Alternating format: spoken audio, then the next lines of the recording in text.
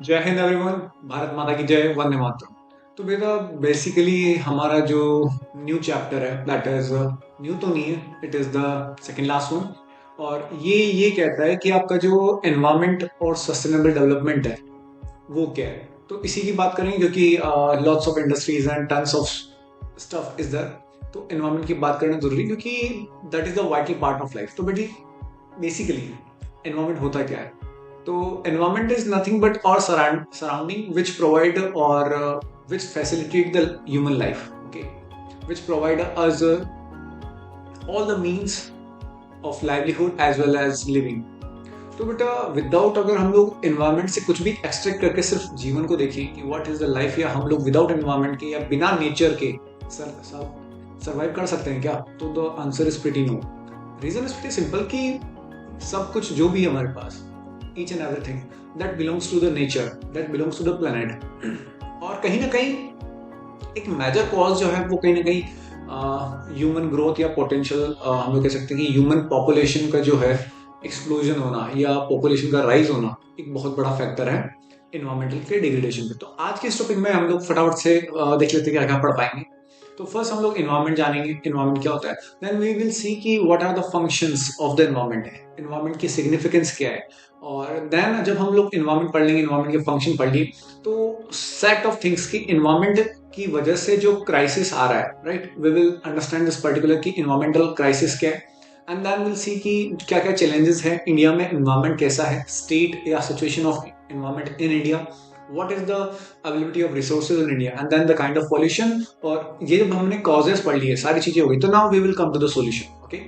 So possibly 2 to 3 parts will be there। Let's begin। First point and topic, that is the meaning। तो environment, what is the environment? So environment बेटा क्या है? Environment is nothing, है ना, ये कहना गलत होगा। So what is the environment? Environment बेटा, environment is nothing, as I said कि ये कहना गलत होगा। इन्वायरमेंट क्या बेटा? टोटलिटी ऑफ इन्वायरमेंट और totality of all the resources which help us to grow.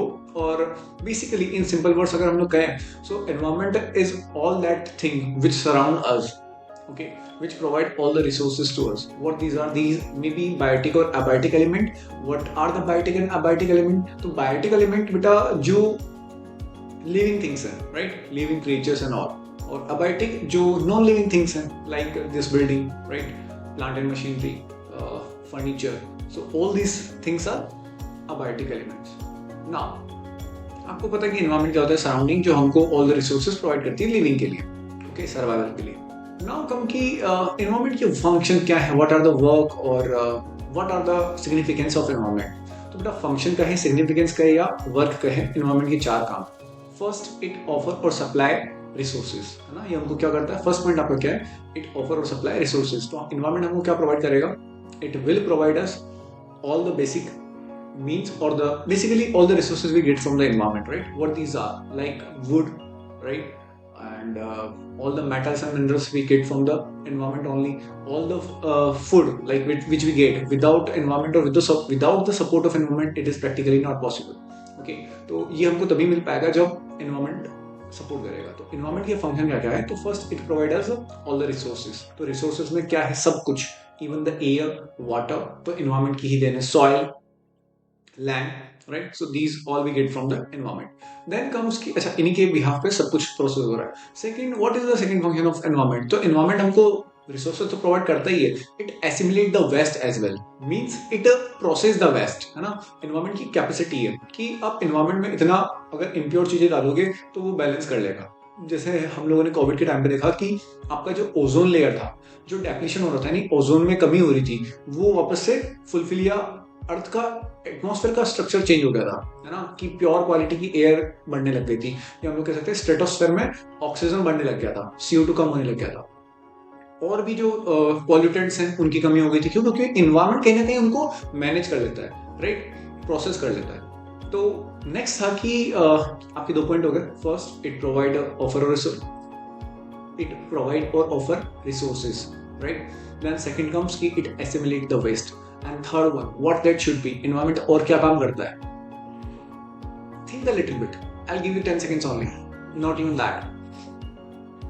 Yes, तो बेटा इन्वायरमेंट आपको आपको रिसोर्सेज प्रोवाइड कर रहा है, वेस्ट को मैनेज कर रहा है, right, but it is also acting as it sustain the life. It sustain the life how? आपके पास होता है ग्रीन प्लैनेट्स, लाइक हम अर्थ को ब्लू प्लैनेट कहते हैं, right, but we have lots of variety of structure, right. We have the plains, we have the mountains, we have the coast, right, and we have the rivers. तो इतना सारा beauty, या हम लोग कह सकते हैं कि नेचुरल ब्यूटी ही इतनी है ना कि अगर हम लोग स्ट्रेस में होते हैं, या अगर हम लोगों को ऑक्सीजन नहीं मिले, या हमारे एनवायरमेंट में CO2 बढ़ जाए, तो हम लोग एक बंद कमरे के अंदर कैसा फील करते हैं, राइट. सो जब भी हम लोग ईजी होना चाहते हैं, वी ऑलवेज, जब भी वेकेशन पे जाते हैं, कौन कौन सिर्फ शहर घूमने गए? Let me know. Almost nobody. मतलब शहरों में भी घूमने जाते हैं, but we just try to have another exposure, right, जहाँ पे एडवेंचर हो, जहाँ पे ग्रीनरी हो, फोर्ट हो, वाइस हो, just because that's the open space, right. Next comes की एनवायरमेंट ने 3 काम कर लिए. कौन कौन से फटाफट से रिपीट करो.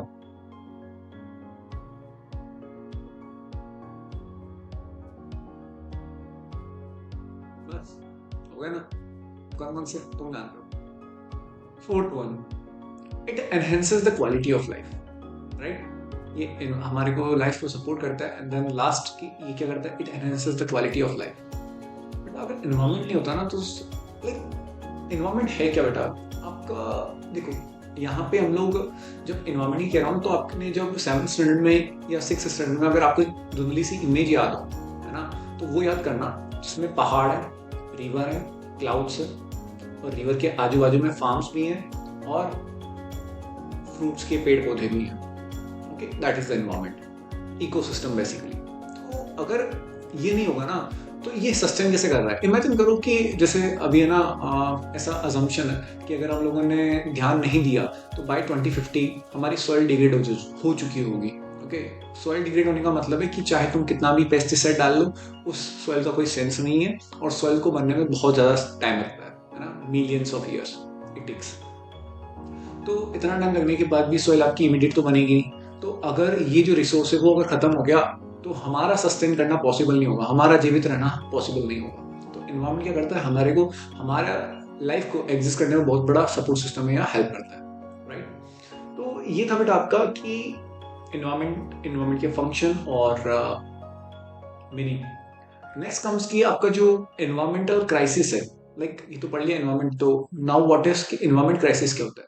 तो ये ऐसी सिचुएशन है जब एनवायरमेंट की जो कैरिंग कैपेसिटी, यानी देखो 2 चीजें होती है, एक कैरी करना और एक एब्जॉर्ब करना, राइट.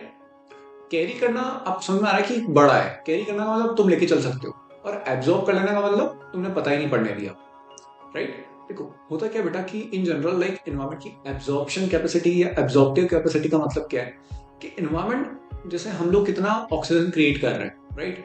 जैसे 7 मिलियन पीपल आर देयर, और इमेजिन करो कि ये 7 मिलियन पीपल जो हैं वो CO2 छोड़ दें. अपार्ट फ्रॉम दैट कैटल भी क्या करता है? सेम. तो हम लोगों को ऑक्सीजन का क्या होता है? हम लोग कंज्यूम करते हैं और CO2 प्रोड्यूस करते हैं. तो एज ए ह्यूमन ना, जब हम लोग CO2 प्रोड्यूस करते हैं, तो ओवर लास्ट 150 ईयर्स का रिसर्च बताता है कि पिछले 150 सालों में अर्थ का टेम्परेचर 0.6 डिग्री सेल्सियस बढ़ चुका है ना. और इसकी वजह से क्या है कि अर्थ का टेम्परेचर बढ़ चुका है, तो ग्लोबल वार्मिंग हुई है. अच्छा, ये क्यों हुआ? क्योंकि CO2 बढ़ी, राइट. CO2 अगर 10 जने 15 जने, अगर ये जनरल फेनोमेना है, राइट, कि अगर 10 15 20 50 जने अगर एक रूम में है, तो वहां का टेम्परेचर ऑटोमेटिक बढ़ जाएगा, राइट. ऑटोमेटिक का मतलब CO2 से. मूविंग अहेड कि बेटा फर्स्ट हम लोग जब एनवायरमेंटल क्राइसिस की बात करें, तो एब्जॉर्प्टिव कैपेसिटी और कैरिंग कैपेसिटी क्या होता है? तो कैरिंग कैपेसिटी जिसको एनवायरमेंट कैरी करके चल सकता है, लाइक उससे अगर ज्यादा कैरी करने की capacity is not like if environment.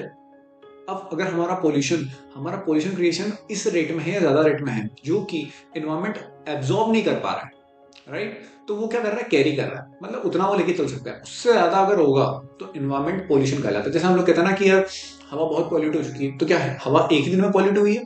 नहीं. तो ये over a period of time हुआ है.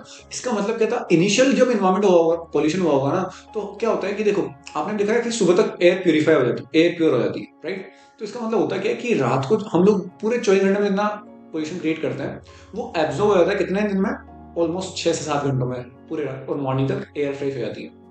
बट ये तो क्या एब्जॉर्प्टिव कैपेसिटी है ना. अब दिन भर में हमको इतना फील नहीं होता था पहले, बट नाउ अभी कैरिंग कैपेसिटी से बाहर निकल गया. मतलब अभी दिन भर में हम जितना पॉल्यूशन क्रिएट कर रहे हैं वो एनवायरमेंट एब्जॉर्ब ही नहीं कर पा रहा, यानी जितने भी प्लैनेट्स हैं, जितने भी प्लांट्स हैं या ट्रीज हैं, वो उस CO2 को कंज्यूम ही नहीं कर पा रहे। तो एक लिमिटेड फ्रेमवर्क, यानी अगर वो इस पर एब्जॉर्बिंग कैपेसिटी बेटा एक छोटा सा क्राइटेरिया हो गया, कैरिंग कैपेसिटी एक बड़ा क्राइटेरिया है कि अगर एनवायरमेंट पोल्यूशन, अगर जितना हम पॉल्यूशन क्रिएट कर रहे हैं वो अगर एक सर्टेन लिमिट से बाहर चला जाएगा तो एनवायरमेंट भी मतलब अपना इकोसिस्टम को जवाब देगा कि मैं इसको बियर नहीं कर सकता। Okay, and that is considered as a pollution. ठीक है, तो ये एनवायरमेंट क्राइसिस, तो एनवायरमेंट क्राइसिस के प्रॉब्लम्स क्या क्या है? ओके, तो इसके प्रॉब्लम्स बेटा आउटकम क्या है? जब एनवायरमेंट क्राइसिस मारेगा ना तो बहुत से प्रॉब्लम होंगे, और वो प्रॉब्लम कौन से? डायरेक्टली है ना कि एक तो बेटा क्लाइमेट चेंज देखने को मिलता है, ग्लोबल वार्मिंग होगी, ओजोन का डिप्लेशन होगा।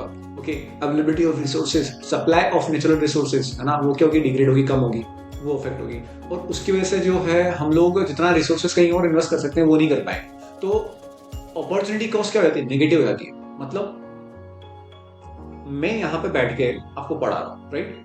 अच्छा, इसके अगेंस्ट मैं 2 काम और कर सकता हूँ, राइट? या तो मैं मूवी देख सकता हूँ, that will be the fun, या फिर मैं कोई और प्रोडक्टिव काम कर सकता हूँ, मैं ट्यूशन या कोचिंग देख सकता हूँ ऑफलाइन, राइट? इंस्टेड अगर एनवायरमेंट, इमेजिन करो कि ये एनवायरमेंट पोल्यूट हो गया, तो क्या अब मेरा पहला काम क्या होगा? क्या मैं ऑनलाइन पढ़ाऊंगा, ऑफलाइन पढ़ाऊंगा, या मैं मूवी देखूंगा?